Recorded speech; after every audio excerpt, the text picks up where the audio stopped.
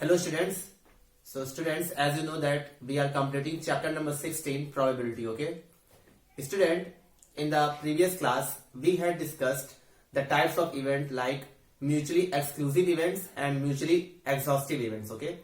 After that we have studied the classical definition of probability, and based upon that definition we have discussed one example. Okay. So today I am going to tell you the addition rule of probability. Okay, it is very important and it is quite something related to the sets. Okay, if you know the concept about the set, then you can easily understand the addition rule of probability. Okay, so the heading for today is addition rule of probability. It is very important. Addition rule of probability.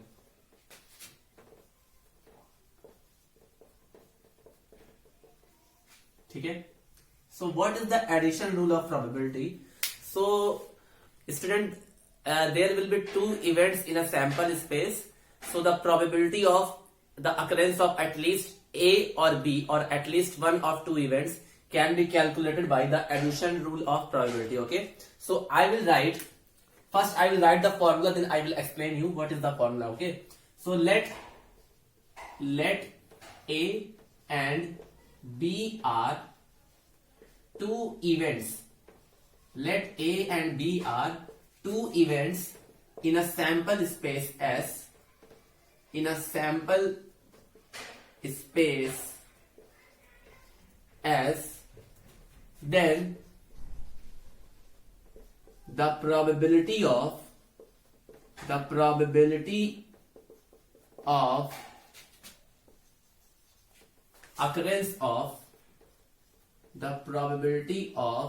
occurrence of at least one of them is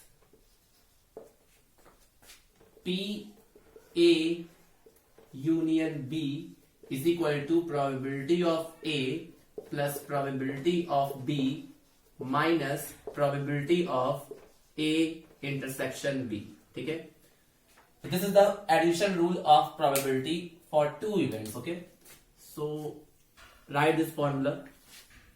Now I will tell you how this formula comes. Okay, तो यहाँ पे मैंने क्या लिखा है कि let A and B are two events in a sample space S. कोई sample space है हमारे पास, उसके अंदर दो events है A and B.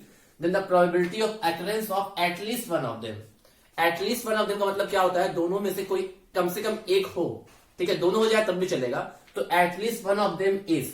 At least का मतलब स्टूडेंट क्या होता है, याद रखिएगा. At least का मतलब यूनियन होगा. ठीक है, तो at least one of them यानी कि P A union B. क्योंकि आपको पता है A union B को बोलते क्या है, either A और B और both.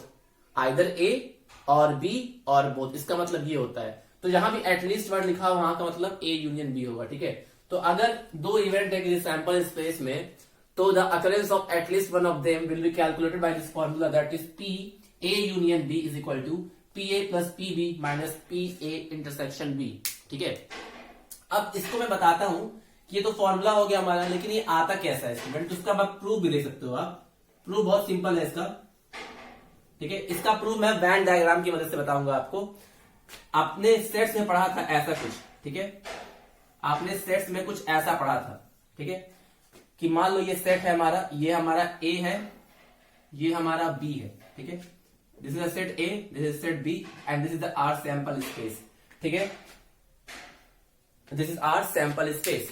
तो अब देखो स्टूडेंट, हमने पढ़ा था एक फॉर्मूला कि the number of elements in A union B is equal to number of elements in A plus number of elements in B minus number of element in A intersection B. देखो student, हमारा ये वाला part जो common part है इसको बोलते हैं A intersection B. ठीक है, ये वाला पार्ट. ठीक है, ये हमारा A है, ये हमारा B है. ठीक है, तो अगर मैं कहूं कि अगर हमने पढ़ा है सेट का फॉर्मूला, हम जानते हैं ना, वी नो दैट, इसको प्रूव करने का बहुत सारा तरीका है, लेकिन सबसे सिंपल तरीका मैं बताता हूं. वी नो दैट, हम जानते हैं एक फॉर्मूला ना, number of element in A union B क्या होता है, number of element in A union B is equal to NA plus NB minus N A intersection B. ये फॉर्मूला आपने सेट्स में पढ़ा होगा, ये फॉर्मूला आपने सेट्स में पढ़ा होगा स्टूडेंट, ये वाला फॉर्मूला, ठीक है। अच्छा अब देखिए, अगर मैं दोनों साइड इसको ns से डिवाइड कर दूं, मतलब कि number of element in the sample space ns, ठीक है, क्योंकि मुझे जो फॉर्मूला चाहिए वो प्रोबेबिलिटी के टर्म्स में चाहिए, ये नंबर ऑफ एलिमेंट के टर्म्स में है, ठीक है। तो अगर मैं दोनों साइड ns से डिवाइड कर दूं, ns से, तो क्या मिलेगा, N A union B is divided by ns होगा, ये हो जाएगा na बाई ns, ये हो जाएगा nb बाई ns, और ये हो जाएगा n A intersection B by n S. हो सकता है कि नहीं? अच्छा अब ये देखो, n A union B upon n S, ये है एक्चुअल में क्या, number of element in A union B divided by number of element in a sample space. तो actually it is forming the formula of a probability. जैसे कि हमें जब probability का फॉर्मूला लिखा जाता था तो हमें क्या चाहिए होता था, N E upon S, N S, ठीक है। तो यहां पे जो एन ए यूनियन बी है वो number of element in A union B में है, और एनएस का मतलब number of elements in the sample space. तो इन्हीं के डिवीजन को क्या बोलेंगे, probability of A union B. तो इसको हम ले सकते हैं probability of A union B. Similarly NA क्या है हमारा, number of elements in the set A, और उसको अगर हम लोग एनएस से डिवाइड कर दे तो actually it is forming the definition of the probability. तो ये क्या रिप्रेजेंट कर रहा है, ये रिप्रेजेंट कर रहा है प्रोबेबिलिटी ऑफ अकरेंस ऑफ ए, यानी कि it will be P of A. Similarly, it will represent P of B and it will represent P A intersection B। तो इस तरह से भी आप प्रूव कर सकते हो, क्योंकि ये आपने पहले से ऑलरेडी पढ़ा है ये चीज, ठीक है, ये आपने पढ़ा है। कई लोगों को डाउट होगा ये वाला पोर्शन क्या होता है, तो ये वाला पोर्शन स्टूडेंट होता है A इंटरसेक्शन B, ठीक है, और पूरा A और पूरा B को मिला के जो पार्ट बनता है उसको क्या बोलते हैं, A यूनियन B, ठीक है। चाहते तो आप इस बैंड डायग्राम की मदद से भी इसका फॉर्मूला आप डिराइव कर सकते थे, ठीक है। इस बैंड डायग्राम की मदद से भी आप पूरा इसका डायग्राम बना सकते थे, मतलब कि इसका फॉर्मूला डिराइव कर सकते थे, ठीक है। इसको प्रूव करने का बहुत सारा मेथड है स्टूडेंट, बहुत सारा मेथड है, लेकिन प्रूविंग नहीं आती है तो आप फॉर्मूला याद रखना। देखो इसका फॉर्मूला याद करने का तरीका है कि मुझे ए यूनियन बी चाहिए। ए यूनियन बी कैसा होगा स्टूडेंट, यहां पर अगर मैं इसका अच्छे से एक और डायग्राम बना के समझाऊं आपको, यहां से देखो, ध्यान से, ए यूनियन में मतलब कि ए और बी में जितने भी एलिमेंट है वो सब, ठीक है। तो अगर मैं इसको बनाना चाहूं तो ऐसे मैंने इसको बनाया ए, ऐसे मैंने बी को बनाया, तो यानी कि अगर मैं ए यूनियन बी बनाना चाह रहा हूं तो वो कौन सा रीजन होगा, वो ये रीजन पूरा होगा ना, ये वाला, ये पूरा रीजन क्या होगा हमारा, ये पूरा रीजन क्या होगा, ये पूरा रीजन हमारा क्या होगा, मतलब कि सब कुछ ए और बी का दोनों का टुगेदर पार्ट क्या कहलाएगा, ए यूनियन बी, ठीक है। तो फॉर्मूला आप इसको देख के ही फॉर्मूला जनरेट कर सकते थे। कैसे, फॉर्मूला क्या आया है, P A plus PB minus P A union B ना, ए इंटरसेक्शन बी, सॉरी। तो देखो जब आपने पी ए लिया, पी ए यानी कि प्रोबेबिलिटी ऑफ ए, तो पूरा ए वाला सर्कल आ गया। फिर जब आपने प्रोबेबिलिटी ऑफ बी लिया तो पूरा बी वाला सर्कल आ गया। लेकिन आपने नोटिस किया होगा कि ये जो बीच वाला रीजन है ये 2 बार रिपीट हो गया। ये वाला जो रीजन है, ये पीए में भी आ रहा होगा और ये पीबी में भी आ रहा होगा, मतलब कि ये 2 बार काउंट हो गया। तो अगर ये 2 बार काउंट हो गया तो उसको एक बार माइनस करना पड़ेगा, इसीलिए फॉर्मूले में पी ए इंटरसेक्शन बी को माइनस किया गया है। ऐसे भी आप कर सकते हो, ठीक है। तो इसको प्रूव करने का बहुत सारा तरीका है स्टूडेंट।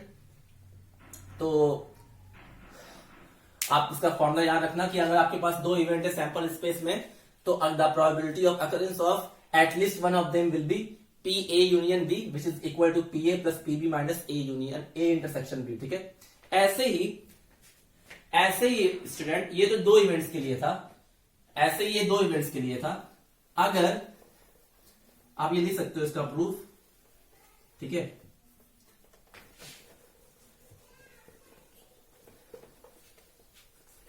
मान लो स्टूडेंट आपके पास तीन इवेंट्स हो रहे हो सैंपल स्पेस में, तब क्या फॉर्मूला होगा?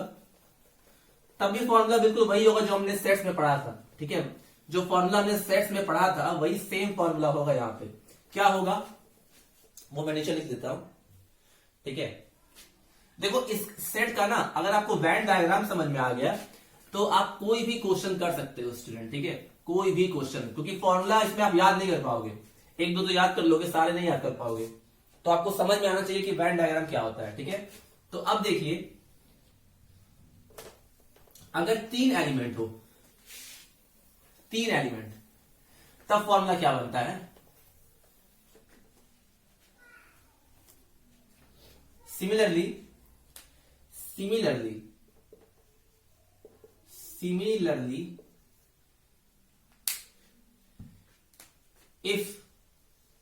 if there are 3 events such as A, B and C are in a sample space S, then the probability of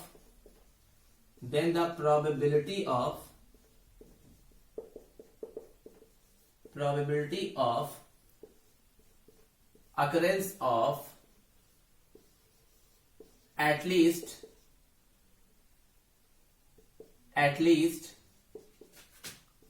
one of them is, किससे रिप्रेजेंट करेंगे? P A union B union C। इसका मतलब ये होता है कि at least one of them, मतलब तीनों में से कम कोई एक हो, ठीक है।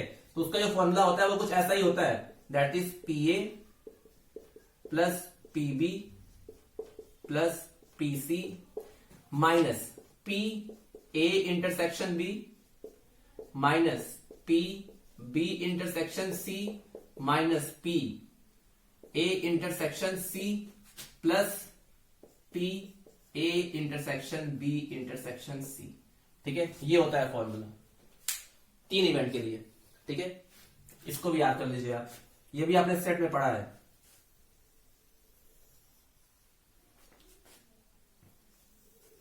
ये 3 इवेंट्स के लिए है, ठीक है।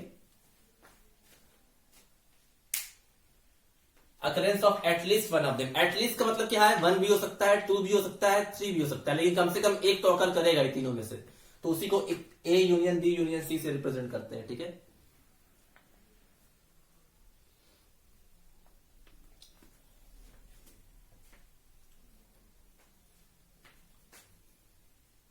ये हो गया, तो I hope it is clear to you.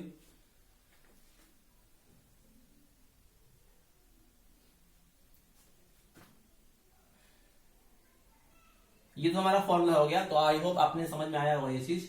तो I am going to erase it. अब हम लोग, अगर स्टूडेंट जो हमने यहाँ एडिशन रूल पढ़ा है, हमको वो पढ़ना है किसके लिए? म्यूचुअली एक्सक्लूसिव इवेंट्स के लिए। मैंने आपको लास्ट क्लास में बताया था म्यूचुअली एक्सक्लूसिव इवेंट क्या होते हैं। ऐसे 2 इवेंट जिसमें occurrence of one event prevents the occurrence of another event, मतलब कि 2 इवेंट एक साथ नहीं हो सकते। अगर पहला होगा तो दूसरा नहीं होगा, दूसरा होगा तो पहला नहीं होगा। ऐसे इवेंट्स को बोलते हैं mutually exclusive event. Okay, so next thing is that we are going to discuss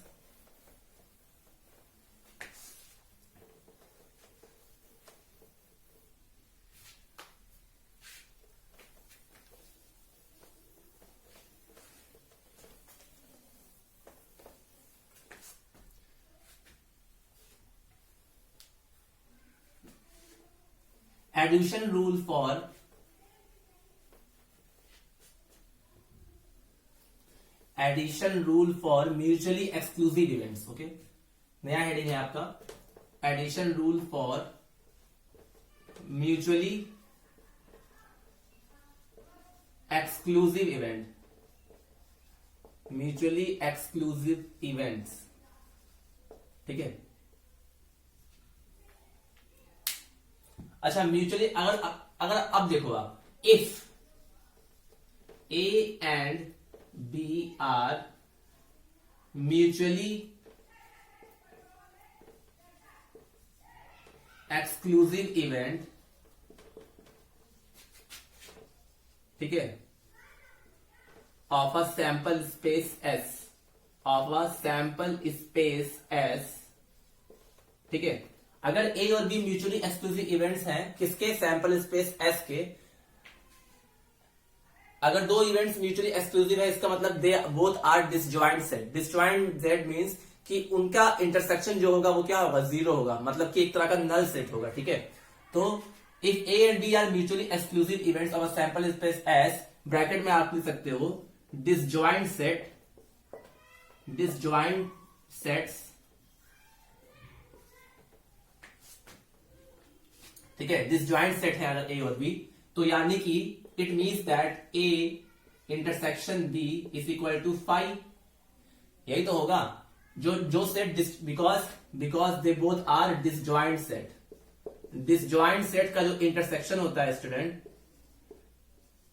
disjoint set का जो इंटरसेक्शन होता है वो फाइव होता है, मतलब कि नल सेट होता है एक तरह का। ठीक है, मतलब कि कोई भी एलिमेंट कॉमन नहीं मिलता है। तो अगर मैं उसको वेन डायग्राम की मदद से समझाना चाहूं, तो अगर कुछ ऐसा बना हुआ है तो इनको बोलते हैं, अगर ये ए और बी है और ये सैंपल स्पेस एस है, तो ये ए और बी यहाँ पे क्या है, डिसजॉइंट सेट है, क्योंकि इनके बीच में कोई भी एलिमेंट कॉमन नहीं है। तो अगर कोई भी एलिमेंट कॉमन नहीं है तो उनका इंटरसेक्शन फाइव होगा।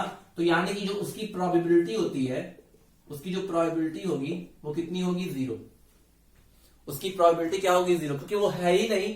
जब एक होगा तो दूसरा नहीं होगा, दूसरा होगा तो पहला नहीं होगा। इसका मतलब उनका इंटरसेक्शन क्या हो गया, नल सेट, और नल सेट की जो प्रोबेबिलिटी होगी जीरो होगा, क्योंकि नल सेट में कोई एलिमेंट ही नहीं होगा। नल सेट में कोई एलिमेंट नहीं होगा तो उसकी प्रोबेबिलिटी क्या हो जाएगी, zero. So in this case P A union B is equal to P A plus P B, क्योंकि इंटरसेक्शन वाला पार्ट तो जीरो ही हो गया। इंटरसेक्शन वाला पार्ट जीरो हो जाएगा तो उस केस में क्या हो जाएगा, P A plus P B. ठीक है, एडिशन रूल। ठीक है, ऐसे ही फॉर थ्री इवेंट्स के लिए क्या हो जाएगा स्टूडेंट, फॉर थ्री इवेंट्स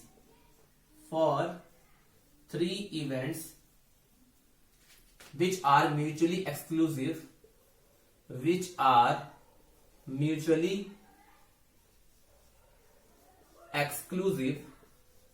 ठीक है, अगर म्यूचुअली एक्सक्लूसिव है स्टूडेंट्स, तो इसका मतलब क्या हुआ, that means that P A intersection B is equal to P B intersection C is equal to P C intersection A is also equal to P A intersection B intersection C is equal to zero. ये सभी zero होंगे, मतलब कि सभी का जो intersection होगा वो जीरो होगा। मतलब कि इस केस में जो हमारा डायग्राम बनेगा स्टूडेंट, डायग्राम जो बनेगा वो कुछ ऐसे तीन सर्कल होंगे। ठीक है, ए बी एंड सी, और ये हमारा सैंपल स्पेस। तो आप खुद देखो, क्या इन तीनों में कोई भी एलिमेंट कॉमन है, नहीं, इन तीनों में कोई भी एलिमेंट कॉमन नहीं है। इसका मतलब हर दो सेट का इंटरसेक्शन जो होगा वो नल सेट होगा, और इन तीनों का भी जो इंटरसेक्शन होगा वो एक नल सेट होगा। इसका मतलब इन सभी की जो प्रोबेबिलिटी होगी वो क्या होगी, जीरो। सो इस केस में जो एडिशन रूल होगा students, so in this case addition rule will be P A union B union C will be equal to P A plus P B plus P C. ठीक है, जितने भी event होंगे जो कि आपस में म्यूचुअली एक्सक्लूसिव हैं, तो उनका फॉर्मूला ये होगा। ठीक है, ऐसे ही 4, 5, 6 किसी भी तरह के इवेंट्स के लिए हो सकता है। याद रखना है आपको, ये वो केस है जब सारे इवेंट्स क्या है, mutually exclusive. Mutually exclusive events में जो इंटरसेक्शन वाला पार्ट होता है वो जीरो हो जाता है, तो उसका फॉर्मूला ये जनरेट होता है। ठीक है, तो ये हमारे फॉर्मूला हो गए। ठीक है,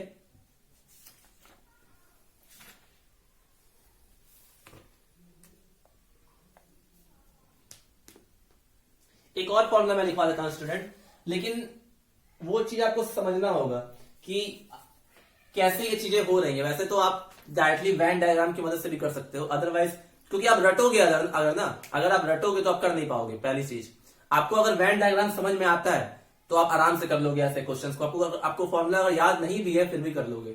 इसीलिए वेन डायग्राम पे फोकस करिएगा। जिसका भी सेट्स क्लियर नहीं है, बस सेट का चैप्टर देख कर आइएगा, फिर ये पढ़िएगा, तब आपको आराम समझ में आएगा। ठीक है, because this thing already you know. ठीक है,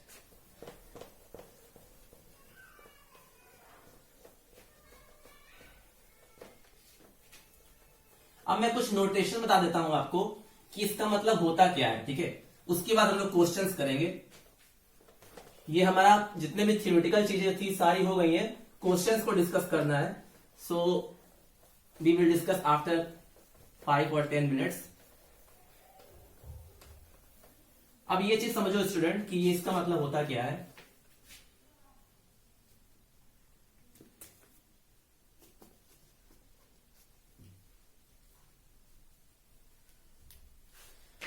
पहले मैं आपको एक वैन डायग्राम बनाता हूं, उसको समझना आप, ठीक है। मान लो ये एक वैन डायग्राम मैंने बनाया है दो सेट्स का, ठीक है। मान लो ये दो सेट हैं जो कि सिंपल सेट है, ठीक है। This is A, this is B and this is sample space S, ठीक है। तो ये स्टूडेंट ये वाला सेक्शन क्या होगा, ये वाला सेक्शन हमारा होगा ए इंटरसेक्शन बी, ठीक है। ये वाला सेट होगा हमारा ए इंटरसेक्शन बी, होगा कि नहीं। अच्छा, अगर मुझे ये निकालना हो कि ये वाला सेट, ये वाला पार्ट कितना होगा, मतलब ये वाला पार्ट, ये पार्ट क्या होगा, ठीक है। तो आप कैसे निकालोगे, आप कैसे निकालोगे, आप मुझे बताइए।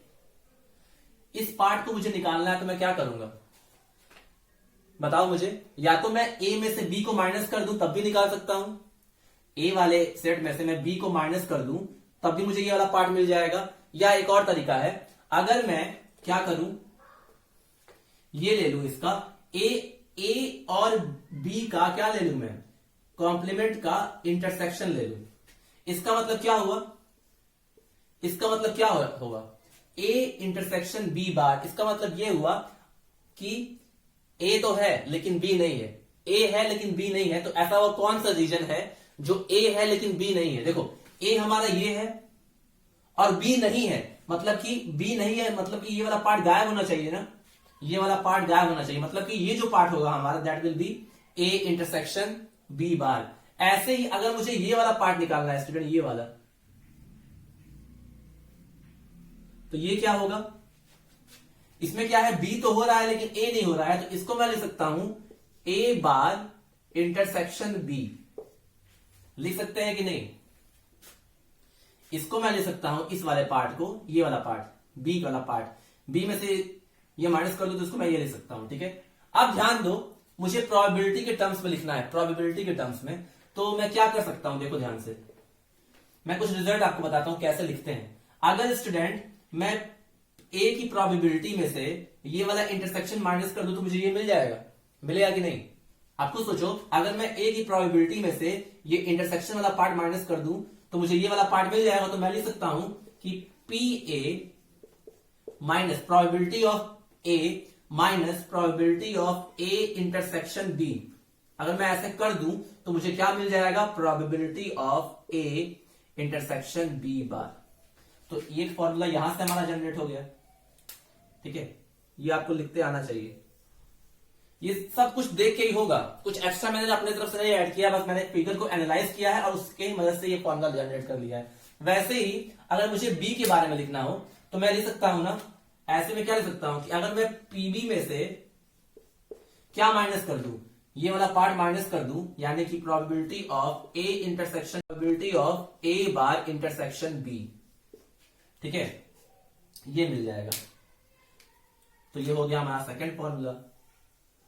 ये सब यूज होगा स्टूडेंट, ठीक है। इस साथ साथ मैं इसका मतलब लिखते जा रहा हूं, ठीक है। इसका जो मतलब होता है स्टूडेंट, इसका मतलब यहां मैं लिख दे रहा हूं ब्रैकेट में,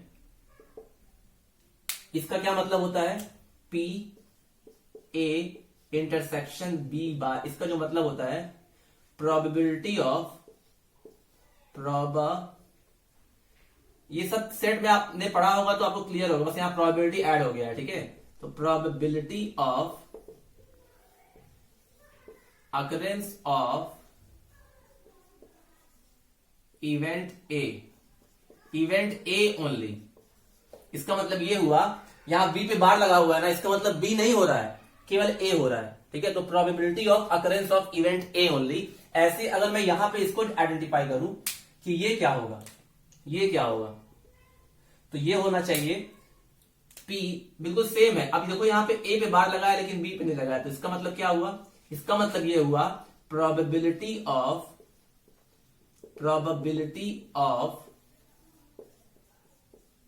occurrence of event B only, ठीक है। यहां पे ए ओनली और यहां पे बी ओनली, ठीक है। अब इसी से एक बहुत ही अच्छा फॉर्मूला मैं जनरेट करूंगा आपके लिए, जो कि मैं अभी आगे लिखने वाला हूं, ठीक है।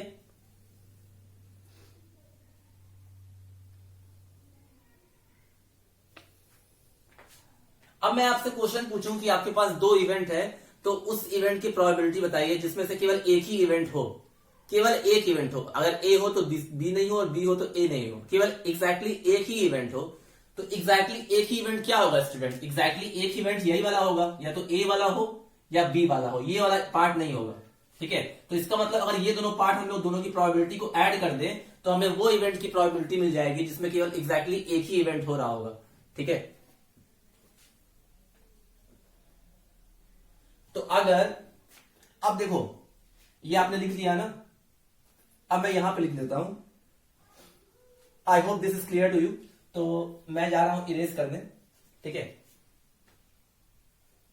ये दोनों पार्ट मैंने इरेज करने जा रहा हूं। ठीक है, आप ये सब लिख लेना पॉज करके, क्योंकि ये बहुत इंपॉर्टेंट है।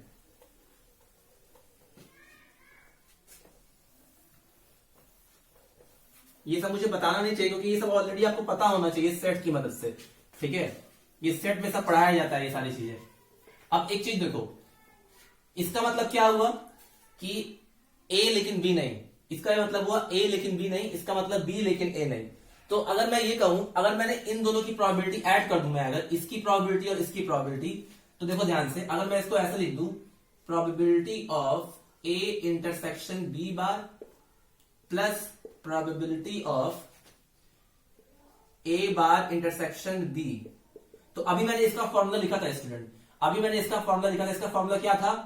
P A minus P A intersection B, और इसका मैंने फॉर्मूला लिखा था P B minus P A intersection B.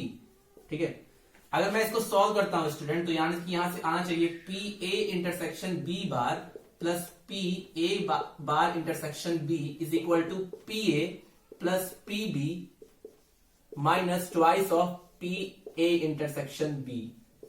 अच्छा, अब ये है क्या? देखो exactly one of them will occur. देखो ये क्या रिप्रेजेंट कर रहा है? ए इंटरसेक्शन बी बार, मतलब कि ये क्या रिप्रेजेंट कर रहा है? Probability of occurrence of event A only, और ये रिप्रेजेंट कर रहा है probability of occurrence of event B only. अगर मैं इन दोनों को ही क्या कर दूं, अगर मैं इन दोनों को ही ऐड कर दूं, तो मैं क्या बोल सकता हूं?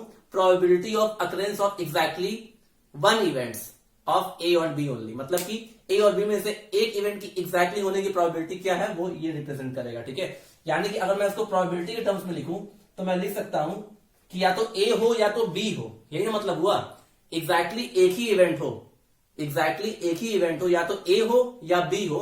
तो इसी को मैं अगर समराइज कर दूं तो मैं इसको लिख सकता हूं probability of A intersection B union probability of A bar intersection B. इसको मैं ऐसे लिख सकता हूं। ठीक है, इसका मतलब हुआ एग्जैक्टली एक हो।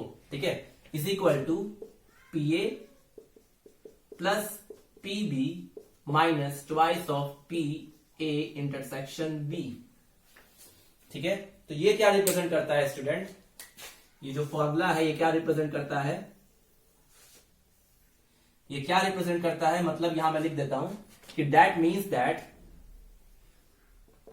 That P A intersection B bar union A intersection B क्या रिप्रेजेंट करता है? ये रिप्रेजेंट करेगा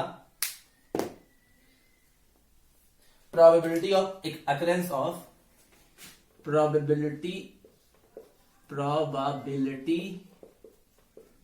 of occurrence of exactly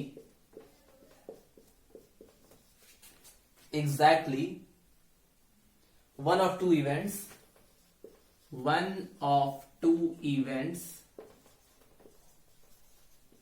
A and B।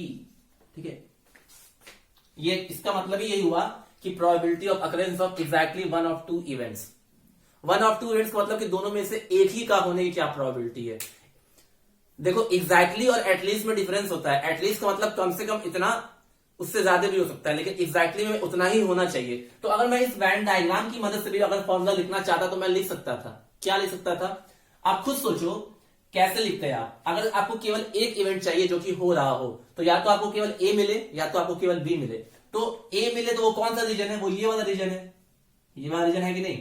और ये वाला रीजन हमने कैसे कैलकुलेट किया था, पीए में से ये इंटरसेक्शन वाला माइनस करके किया था, ठीक है। वैसे ही मुझे बी का चाहिए, केवल बी चाहिए अगर, तो बी ये वाला पार्ट कैसे मिलेगा, जब मैं पीबी में से ये इंटरसेक्शन वाला पार्ट माइनस कर दूं, दोनों ही की प्रोबेबिलिटी को मैं अगर ऐड कर दूंगा तो यही वाला फॉर्मूला जनरेट होगा, ठीक है।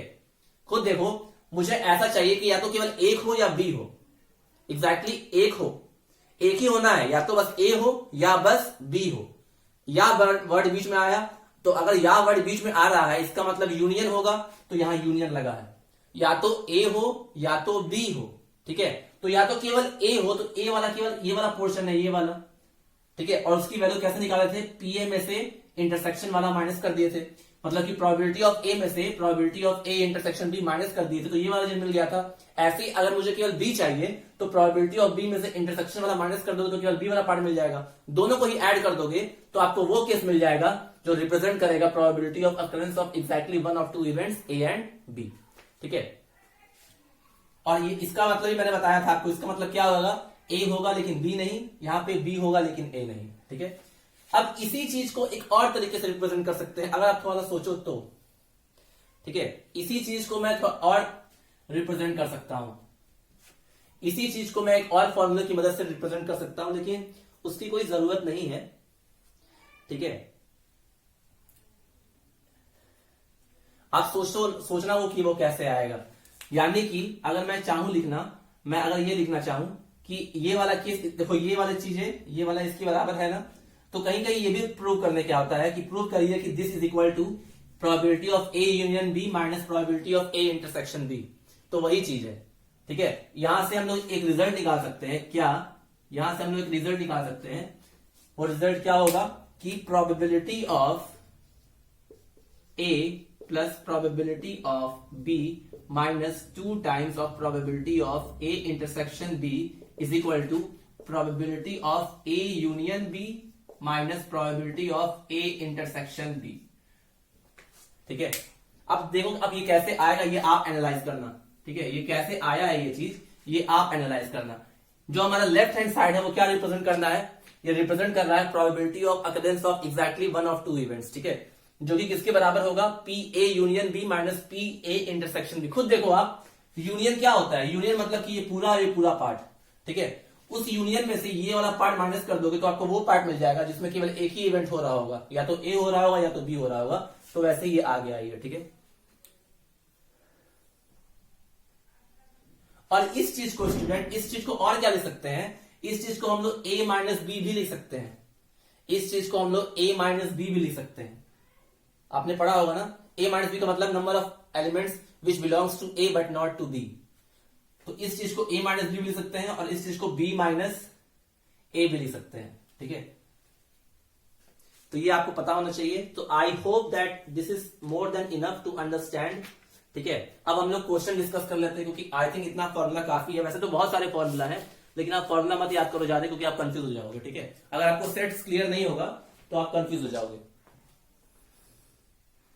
तो ये चीजें आप लिख लीजिए, then we will move to our questions, okay.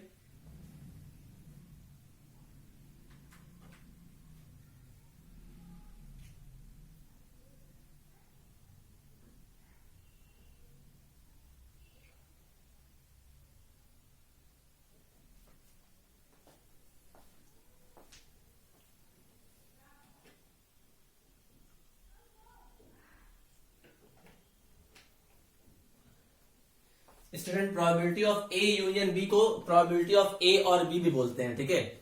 इसको probability of A union B को और क्या बोलते हैं, ऐसे भी लिखा होता है प्रोबेबिलिटी ऑफ ए और बी, ठीक है। मैंने बताया था आपको, और का मतलब यूनियन और एंड का मतलब इंटरसेक्शन फर्स्ट क्लास में, ठीक है। तो ये तो हो गया आपका डिस्कशन। नाउ लेट्स, सारा थ्योरेटिकल पार्ट हो चुका है, अब 2-4 क्वेश्चन डिस्कस कर लेते हैं, then this chapter will be over, ठीक है।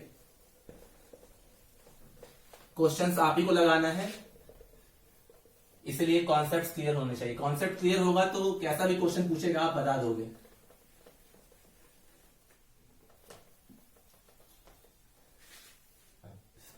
वेन डायग्राम समझ में आना बहुत जरूरी है, बिकॉज ये बहुत इंपॉर्टेंट है। जिसको भी वेन डायग्राम समझ में आ गया उसका ये वाला क्वेश्चन तो कभी गलत होगा ही नहीं, अगर उसने एक बार समझ लिया वेन डायग्राम। ठीक है, ये आपके कंप्यूटर्स में भी बहुत यूज होता है जब प्रोग्रामिंग करते हो आप, ठीक है। This is very important, so try to figure out all the concepts and things. So let's move to discuss one question based upon that, ठीक है।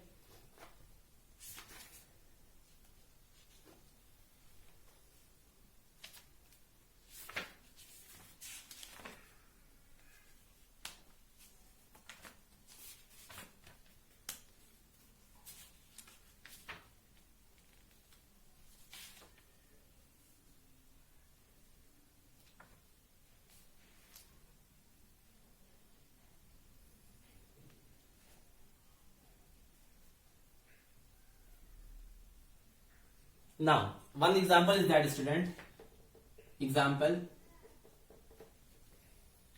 if E and F are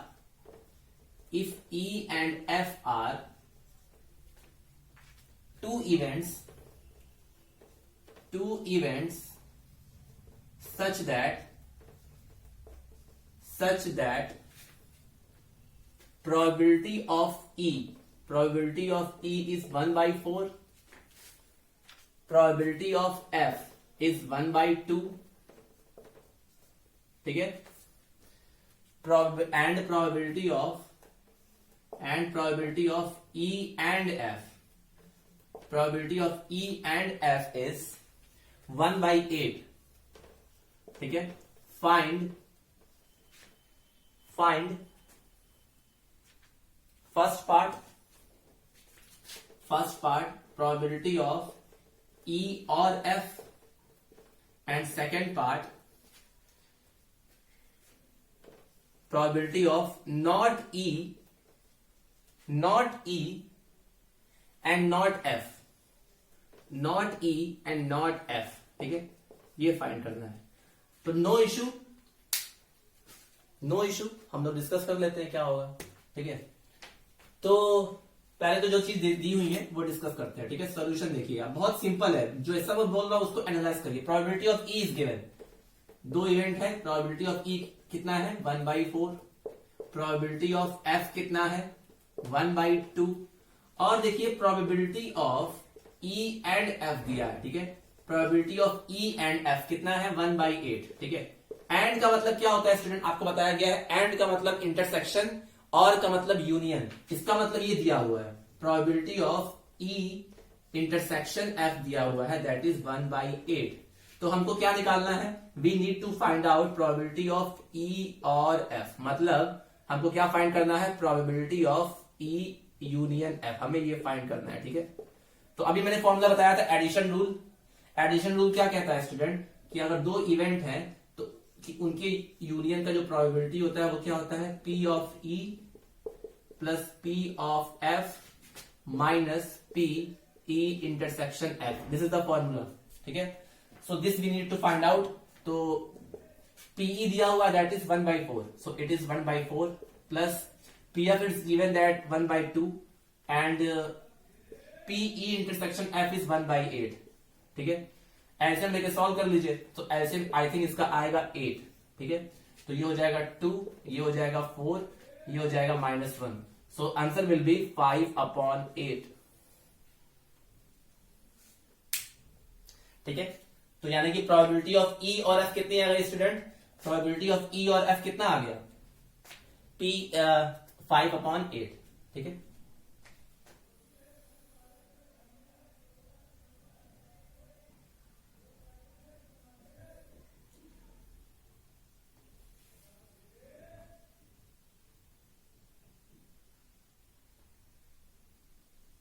अच्छा, अब देखिए जो सेकंड ये ना फर्स्ट पार्ट था, ठीक है। Now discuss to second part. Second part क्या निकालना है, second part is P not E and not F ये निकालना है, ठीक है। तो पहले इसको सिंबल वाइज लिख लेते हैं कि इसका मतलब क्या हुआ। मतलब हमको ये निकालना होगा स्टूडेंट, हमको निकालना है पी नॉट ई। नॉट ई का मतलब हो गया ई बार, नॉट ई का मतलब ई बार, एंड लगा हुआ है तो इंटरसेक्शन, देन एफ बार, हमको ये निकालना है स्टूडेंट, ठीक है। अच्छा, आपने डी मॉर्गन रूल पढ़ा होगा सेट्स में। डी मॉर्गन रूल एक कहता था कि अगर ए यूनियन बी का बार लगा हो तो क्या हो जाता है, ये दोनों का बार हो जाता है अलग अलग और बीच वाला साइन किसमें बदल जाता है, इंटरसेक्शन में। तो अगर वही वाला कॉन्सेप्ट यहां पे अप्लाई किया जाए तो इसको हम लोग और क्या ले सकते हैं, इसको हम लोग ले सकते हैं P of E union B का ये, ठीक है, हम लोग ये ले सकते हैं। अरे यही तो लेंगे इस रूल की मदद से। अच्छा, हमने पढ़ा है अगर दो इवेंट है और दोनों आपस में कॉम्प्लीमेंट्री हैं तो उनका सम कितना होता है, 1। पढ़ा है कि नहीं? अगर E एक इवेंट हो और E बार उसका कॉम्प्लीमेंट हो तो P of E plus P of E bar is equal to 1।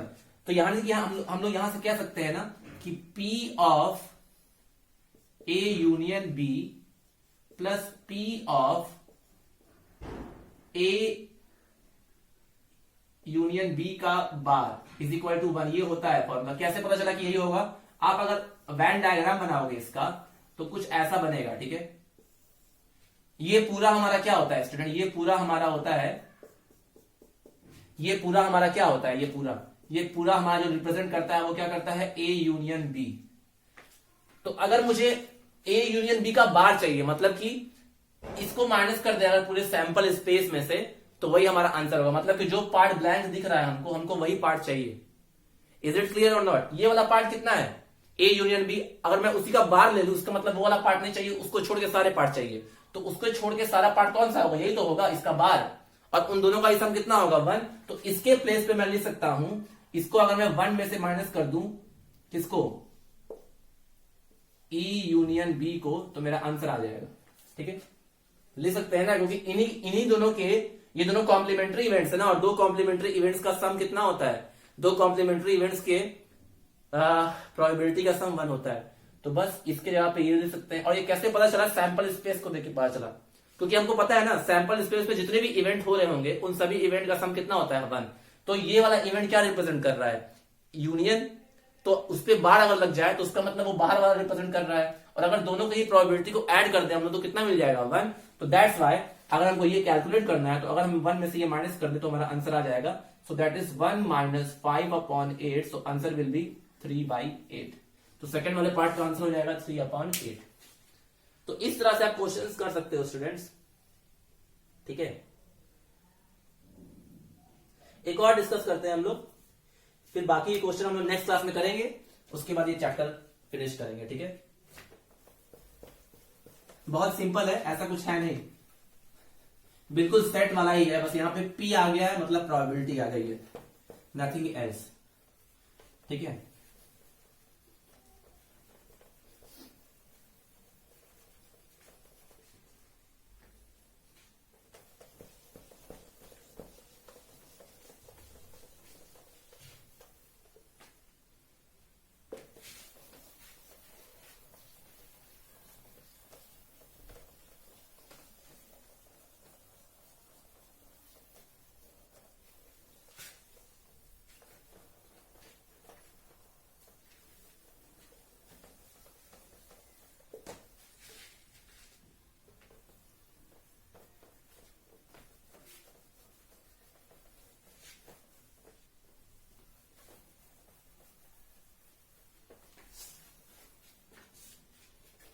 So last question for today, that is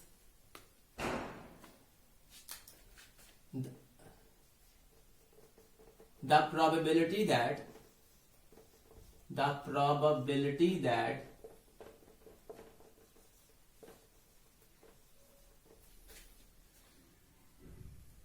at least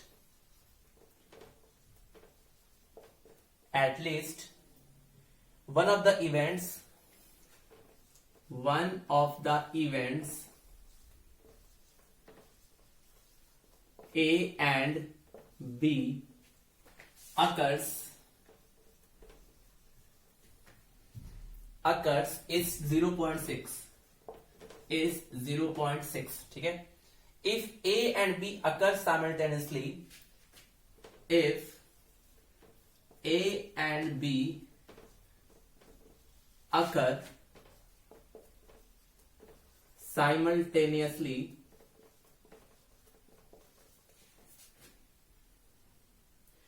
with probability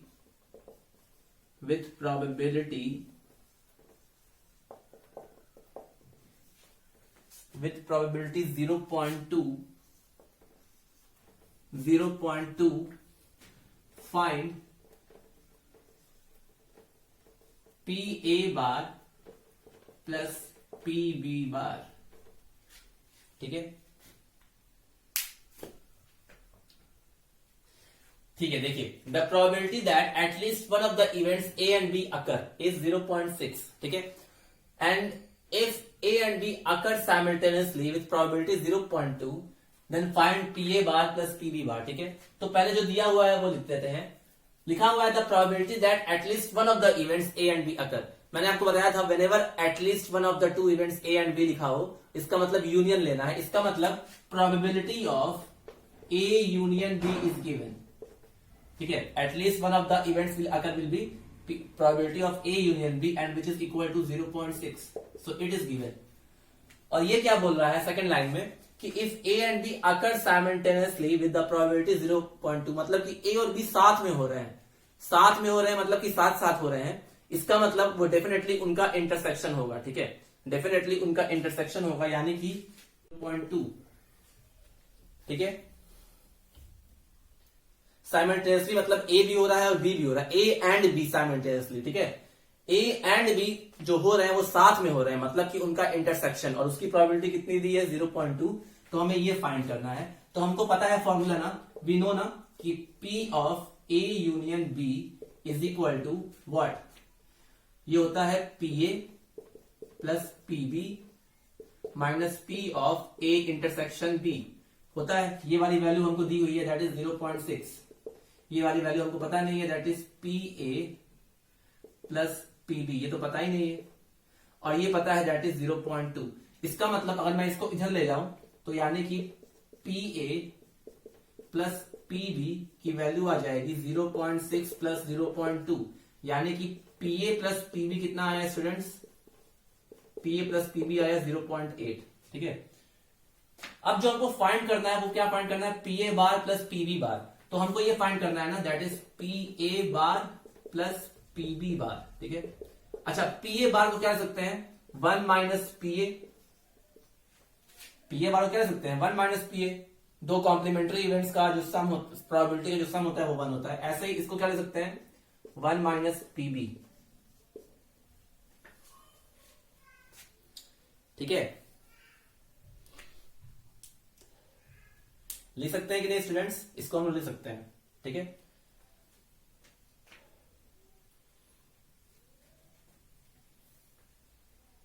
तो अब ये खुद देखिए,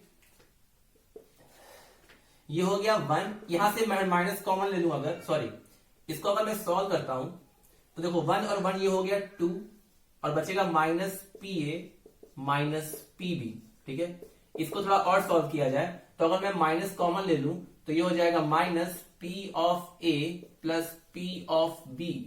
ठीक है, इसकी वैल्यू हमने ऑलरेडी निकाली हुई है, दैट इज 0.8. तो ये कितना आ जाएगा? 2 minus 0.8 that is equal to 1.2. तो यानी कि PA bar plus PB bar will be equal to 1.2. ठीक है, ये कुछ नया नहीं था, ये सब पुराना ही है. ठीक है, थोड़ा सा बस आपको अपना दिमाग यूज करना है. तो यानी कि PA बार प्लस PB बार कितना आ गया? 1.2. तो इसका आंसर आ गया 1.2. ठीक है, तो ऐसे ही स्टूडेंट्स हम लोग बहुत सारे क्वेश्चन कर सकते हैं. कुछ और क्वेश्चन है इससे रिलेटेड, तो मैं नेक्स्ट क्लास में डिस्कस करूंगा. इसके क्वेश्चंस और कुछ कार्ड्स वाले क्वेश्चन जो कि आप कर पाओ, जो कि परम्यूटेशन कॉम्बिनेशन पे होते हैं. 1-2 क्वेश्चन वैसे. बाकी जितने भी रिक्वायरमेंट थी इस चैप्टर के थ्योरेटिकल या फॉर्मूला, वो ऑलरेडी मैंने करा दिया. मोर देन सफिशिएंट मैंने करा दिया. जितना आपके बोर्ड के सिलेबस के अकॉर्डिंग होता है उससे ज्यादा ही करा दिया है. तो please go through all the concept, all the definition, all the formula and try to solve the question with the help of formula. Okay, the remaining things of this chapter we will discuss in the last part, which is the last part of this chapter, that is part number 4. So till then students, have a nice day, take care, thank you.